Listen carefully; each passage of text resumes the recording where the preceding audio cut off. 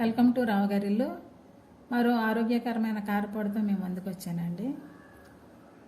ఇది మెడిసినల్ విలువలు ఉన్న పొడి అండి. అధిక బరువు తగ్గించుకోవాలనుకునే వారికి మంచి ఔషధీయ రెసిపీ అండి ఇది.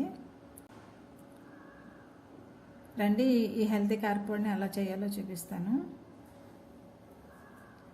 చూడండి, నల్లగా కొమ్ముల్లో ఉన్న ఇవి పిప్పళ్ళండి. శరీరంలోని కొవ్వు, కొలెస్ట్రాల్ తగ్గడానికి ఇవి సహకరిస్తాయండి. ఈ కారపొడి కోసం నేను 10 గ్రాముల పిప్పళ్ళు తీసుకున్నాను. చూడండి, ఉలవలు 50 గ్రాములు, బొబ్బరిపప్పు 50 గ్రాములు, కందిపప్పు 50 గ్రాములు, ధనియాలు 50 గ్రాములు, జీలకర్ర 2 టేబుల్ స్పూన్లు, వాము 1 టేబుల్ స్పూను, మిరియాలు 1 టేబుల్ స్పూను, శొంఠి 10 గ్రాములు, రుచికి సరిపడా ఉప్పు తీసుకోవాలి. నేను చూపించిన పప్పు దినుసుల్లో అన్నీ ఉండాల్సిన పని లేదండి. మీకు అందుబాటులో ఉంటే 1-2 వెరైటీలతోనే చేసుకోవచ్చు. కానీ ఈ కారపొడిలో పిప్పళ్ళు, శొంఠి తప్పనిసరిగా ఉండాలండి. ఈ చూర్ణానికి ఇవే ప్రధానమండి. ఈ కారపొడి కొలెస్ట్రాల్ తగ్గించడానికి, బరువును కంట్రోల్లో ఉంచడానికి ఉపయోగపడుతుందండి. చూడండి, ఈ దినుసులన్నిటినీ సన్నని మంటపై రోస్ట్ చేయాలి. వీటిని వేపడానికి ఎలాంటి నూనె వాడకూడదండి. మంట సిమ్లోనే పెట్టి దోరగా వేయించాలి. కందిపప్పు గురించి మీకు తెలిసిందే కదండి. ప్రోటీన్, ఫైబర్ అధికంగా ఉంటాయి. కందిపప్పులోని ఫైబర్కు చెడు కొలెస్ట్రాల్ స్థాయిలను తగ్గించే గుణం ఉంది. అంతేకాకుండా మంచి కొలెస్ట్రాల్ స్థాయిలను పెంచడానికి సహాయపడుతుంది. పప్పులోని ఫైబర్ జీర్ణ వ్యవస్థను శుభ్రపరచడానికి సహాయపడుతుందండి.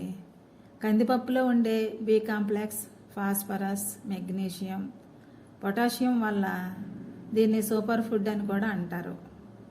కందిపప్పుతో ముద్దపప్పు, కంది పచ్చడి, కందిపొడి లాంటి వంటకాలు ఈజీగా చేయొచ్చండి.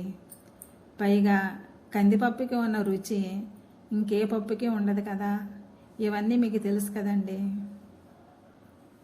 అందుకని రుచికరంగా ఇలాంటి చూర్ణాలతో ఈజీగా బరువు తగ్గొచ్చు అన్నమాట.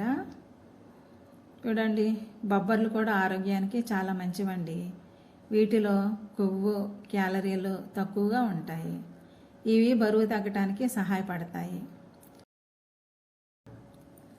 బొబ్బర్లలో కరిగే ఫైబర్ ఎక్కువగా ఉంటుంది కాబట్టి షుగర్ పేషెంట్స్ కూడా చక్కగా తినొచ్చు.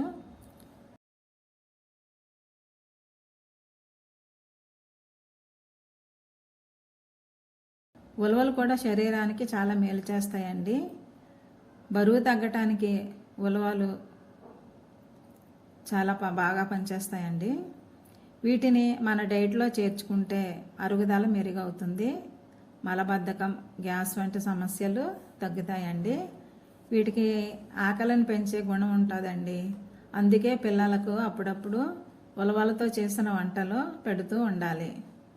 ఉలవల్లో గ్లైసెమిక్ ఇండెక్స్ తక్కువగా ఉంటుంది. షుగర్ సమస్య ఉన్నవారు తరచుగా ఉలవలు తీసుకుంటే మంచిదని అంటారండి. ధనియాలను అజీర్ణ సమస్యలకు వాడటం ఏళ్ల తరబడి నుంచి కొనసాగుతోంది కదండి. ఇవి జీర్ణ వ్యవస్థకు చాలా మేలు చేస్తాయి. గ్యాస్, కడుపుబ్బరం ఉంటే చాలామంది ధనియాల కషాయం తాగుతుంటారు కదండి. చూడండి, మిరియాల్లో పెపరిన్ అనే రసాయనం ఉంటుందండి. ఇది షుగర్ సమస్యలు ఉన్న వారికి చాలా మంచిదండి. మిరియాలను నల్ల బంగారం అని కూడా అంటారు. వీటిలో magnesium, iron, potassium, vitamin C, K, fibre ఉంటాయి. అజీర్ణ సమస్యలకు జీలకర్రను వాడుతుంటాం కదండి. ఇది వెయిట్ మేనేజ్మెంట్కు పనిచేస్తుంది. రోగ నిరోధక శక్తిని కూడా పెంచుతుంది. బ్లడ్ షుగర్ను కూడా అదుపులో ఉంచుతుందండి.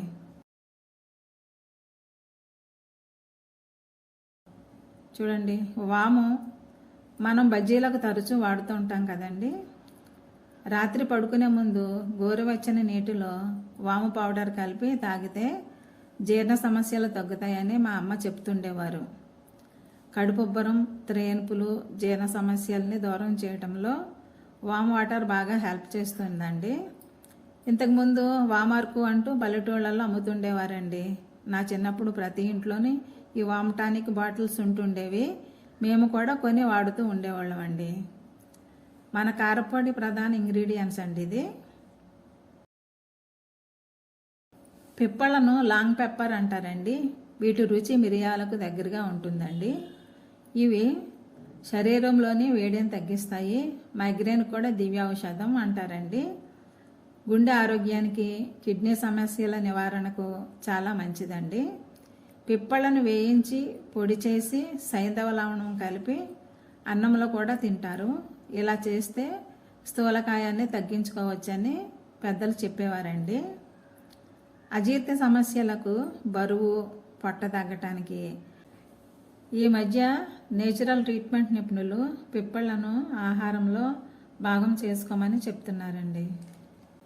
పిప్పళ్ళు బాడీ డీటాక్స్కు బెస్ట్ మెడిసిన్ అండి.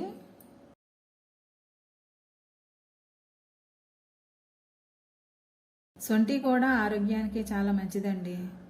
ఇది బరువు, కొలెస్ట్రాల్ తగ్గడానికి తోడ్పడుతుంది. జీర్ణశక్తిని పెంచుతుంది.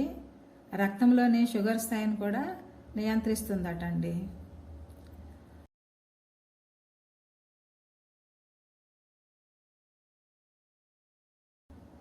చూడండి, మనం తీసుకున్న దినుసులన్నింటినీ ఇలా రోస్ట్ చేయాలండి. ఇప్పుడు వీటిని పొడి చేసుకోవాలి.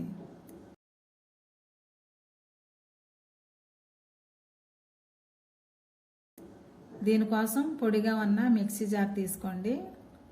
జార్లో తడి కానీ తేమ కానీ ఉండకూడదండి. అప్పుడే ఈ పొడి ఎక్కువ రోజులు నిల్వ ఉంటుంది. ముందుగా పప్పు దినుసులు వేసి మెత్తగా పొడి చేయాలి. చూడండి, ఇలా ఉండాలి.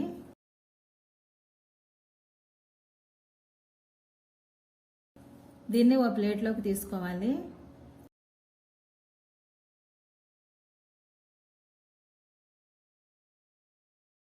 ఇప్పుడు మిగతావి వేసి పొడి చేయాలి. చూడండి, ఇలా మెత్తగా పొడి అవ్వాలి.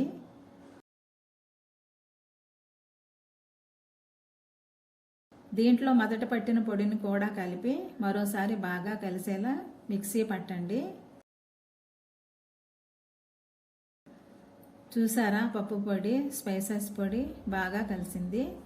దీనిని ఓ సీసాలో భద్రపరచాలి. ఇది 2-3 నెలల వరకు నిల్వ ఉంటుందండి.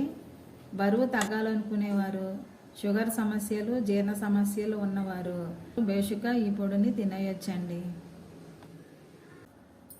దీనిని అన్నంలో నెయ్యితో కలుపుకొని తినాలండి. చాలా రుచిగా ఉంటుంది. మెడిసినల్ వాల్యూస్ ఉన్న దినుసులతో ఇంత టేస్టీగా తింటూ ఈజీగా బరువు తగ్గొచ్చు అన్నమాట. చూడండి, మీ దగ్గర నెయ్యి లేకపోతే గానుగ నూనె అన్నా, అది లేకపోతే వేరుశనగ నూనె అన్నా కలుపుకొని తినొచ్చండి.